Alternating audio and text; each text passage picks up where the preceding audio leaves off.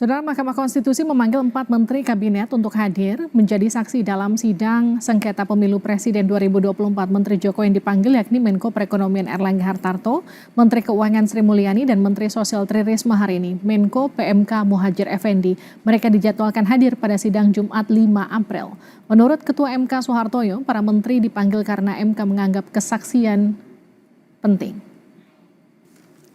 Berdasarkan hasil rapat yang mulia para hakim tadi pagi, yang pertama yang perlu didengar oleh Mahkamah adalah Saudara Muhadjir Effendi, Menteri Koordinator Bidang Pembangunan Manusia dan Kebudayaan Republik Indonesia. Kemudian yang kedua, Bapak Erlangga Hartarto, Menteri Koordinator Bidang Perekonomian.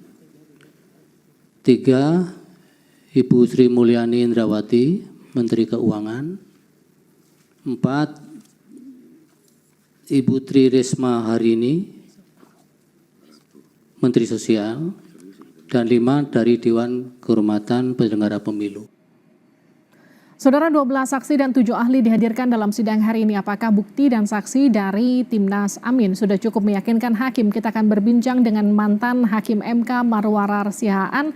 Pak Marwarar, selamat malam. Selamat malam, selamat malam. Pak Marwarar, ini kan yang terbaru, Menteri Jokowi rencananya akan dipanggil pada hari Jumat tanggal 5 April. Apa yang kira-kira bisa digali dari kehadiran para menteri yang dikatakan penting ini?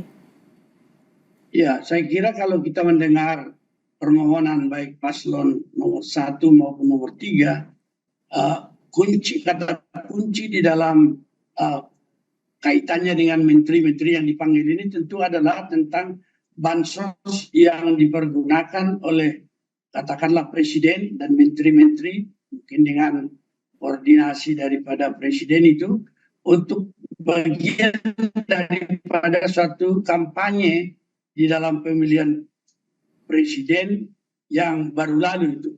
Oleh karena itu mungkin kalau menurut saya juga penting bahwa Mahkamah Konstitusi dengan kewenangannya sebagai suatu peradilan konstitusi yang melihat kepentingan konstitusi yang meliputi seluruh bangsa, dia boleh memanggil siapa saja, terutama menggeser beban pembuktian. Tidak hanya selalu harus dibebankan kepada penggugat untuk membuktikan itu, tetapi dia bisa menggeser kepada pihak yang memegang data-data yang relevan dengan masalah pembuktian ini.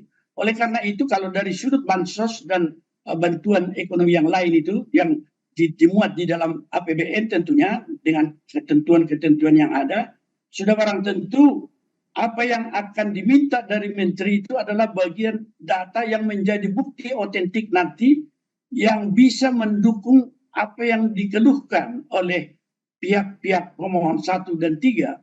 Oleh karena itu sebenarnya ini sangat penting sekali, dan kalau misalnya ada persoalan yang tersisa di sini adalah apakah Pak Jokowi memperkenankan menterinya dipanggil oleh Mahkamah Konstitusi tanpa izin presiden, atau merupakan bagian daripada kewenangan MK di dalam kerangka memenuhi tugasnya melindungi kepentingan umum seluruh rakyat.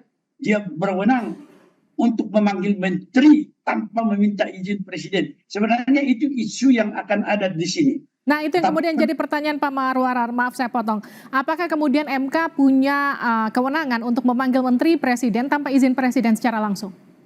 Ya, kalau kita melihat kepada prinsip, yaitu bahwa menteri itu bersumpah setia bukan kepada presiden, bukan kepada orangnya, bukan kepada Jokowi, tetapi adalah kepada negara dan bangsa dan kepada konstitusi. Oleh karena itu dari sisi konstitusi sudah barang tentu apa yang dilakukan MK itu adalah sah, dan itu adalah merupakan kepentingan umum dari Republik Indonesia dan rakyat seluruhnya, bahwa menteri yang diminta untuk menyaksikan ini sangat wajib untuk hadir tanpa atau dengan restu daripada presiden.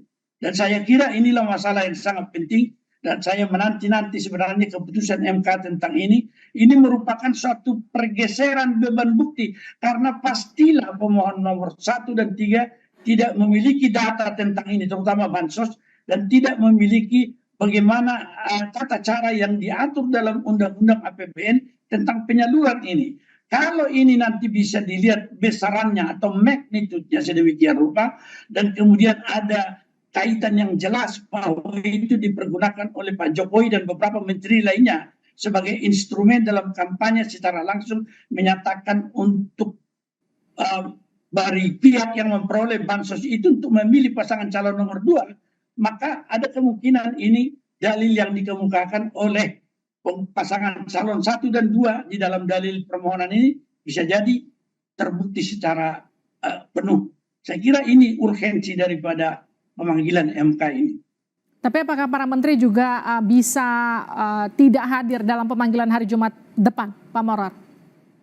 Ya, kalau menurut saya tadi kalau janjinya, sumpahnya adalah kepada konstitusi kesetiaan seorang menteri, bukan kepada Presiden Jokowi, dia wajib. Dan menurut saya secara rule-nya, kalau mereka tidak hadir bisa dikenakan upaya paksa.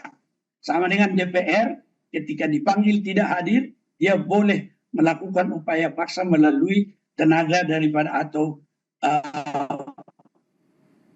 kebantuan daripada instrumen Polri. Baik, tapi Pak Marwarar, kalau tadi kita melihat jalannya sidang pada hari ini 19 saksi dan juga ahli diperiksa yang disiapkan Timnas Amin, menurut Pak Marwarar ini sudah lengkap dan matangkah atau masih ada yang kemudian dinilai kurang? Ya, saya kira kalau dari sisi aspek yang harus dibuktikan sudah boleh dikatakan lengkap, tetapi bobot apakah pembuktian yang ditampilkan oleh saksi maupun ahli itu cukup bagi majelis, terutama di dalam soal bahwa putusan Mahkamah Konstitusi itu dengan alat bukti yang sah minimum misalnya 2, tetapi dia boleh menimbulkan atau melahirkan keyakinan bagi hakim, ini yang menjadi persoalan besar saya kira. Kalau saya memahami tadi, kebetulan saya dengar mengenai ahli daripada IT di situ, maka di dalam hal ini memang kembali lagi bahwa data tidak dapat dikuasai seluruhnya oleh pemohon tentunya, maka pergeseran beban bukti di seluruh dunia ini terjadi untuk keadilan. Kalau data itu ada di pihak lain, maka Mahkamah Konstitusi bisa menggeser beban bukti itu kepada mereka. Misalnya di dalam hal ini Bawaslu dan KPU dibebankan untuk membuktikan bahwa itu tidak benar dengan misalnya apakah mereka telah melakukan audit di dalam soal IT dengan tata cara kerjanya.